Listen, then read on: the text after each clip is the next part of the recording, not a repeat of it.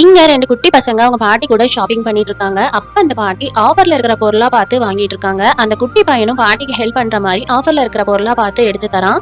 ஆனா அந்த குட்டி பொண்ணு தனக்கு பிடிச்ச பொருளை பார்த்து எடுக்கும்போது அது ஆஃபர்ல இல்லைன்னு சொல்லி வைக்க சொல்றாங்க அந்த பாட்டி. நீயே உன் தாத்தாக்காக ஸ்பெஷலா ஏதாவது வாங்கக்கூடாதுன்னு சொல்றாங்க. இவளும் உடனே ஓடி போய் ஒரு கேக்க எடுத்துட்டு வந்துடுறா. எல்லா பொருளும் பில் போட்டுட்டு இருக்காங்க. அப்ப டிஸ்கவுண்ட் போக எக்ஸ்ட்ரா பே பண்ற மாதிரி இருக்கு. இந்த பாட்டி கிட்ட பணம் கம்மியா இருந்தனால அந்த கேக்க ரிட்டர்ன் எடுக்க சொல்றாங்க. அந்த குட்டி பொண்ணு இந்த கேக்க மட்டும் வாங்கித்தாங்க, நான் வேற எதுவும் கேட்க மாட்டேன்னு சொல்றா. ஆனா அந்த பாட்டி நெக்ஸ்ட் டைம்னு சொல்றாங்க. லாஸ்ட் டைமும் இதே தான் சொன்னீங்கன்னு ரொம்ப சோகமா ஆகிறா. இதெல்லாம் பார்த்துட்டு இருக்க அந்த மேனேஜர் அந்த கேக்க வாங்கி கொண்டு போய் அந்த குட்டி பொண்ணுக்கு தராங்க. ஆனா அந்த பாட்டி இது எங்களுக்கு வேண்டான்னு சொல்றாங்க. நீங்க எதுக்கு எங்களுக்கு கேக் வாங்கி தரணும்னு சொல்லி கேக்குறாங்க. அப்போ அந்த மேனேஜர் நான் 7 வயசா இருக்கும்போது என் அம்மா கிட்ட கேக் வாங்கி தர சொல்லி கேட்டேன். அப்ப எங்க அம்மா கிட்ட பணம் கம்மியா இருந்தனால எனக்கு கேக் வாங்கி தர முடியல அவங்களால.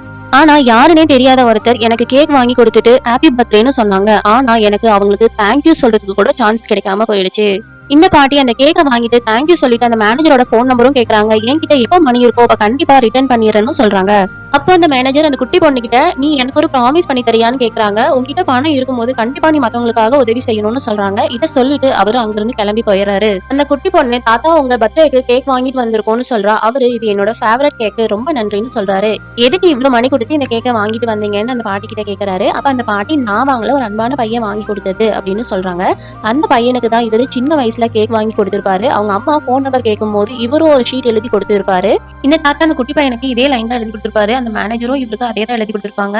நம்ம பண்ற உதவி தான் நமக்கு வந்து சேர்ந்திருக்குது அப்படின்னு நினைச்சு இவர் ஹாப்பியா ஃபீல் பண்றாரு.